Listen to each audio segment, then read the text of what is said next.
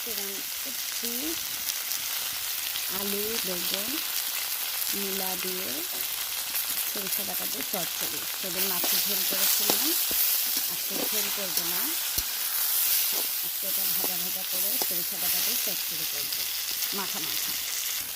মোটামুটি এটা আমার ভাজা কমপ্লিট। এখন সরিষা বাটা দিয়ে ভাজা ভাজা করে নামিয়ে নেব।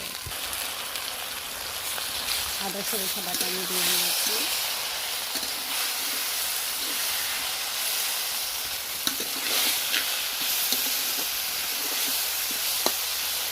সরিষা বেশি ভাজা যায় না, বেশি ভাজা হলে পিতা পিতা লাগে, অল্প করে ভেজে নেব। আমি একটু ঝোল করবো না, মাখা মাখা করবো। এটা সামান্য একটু জল দিয়ে নিলাম।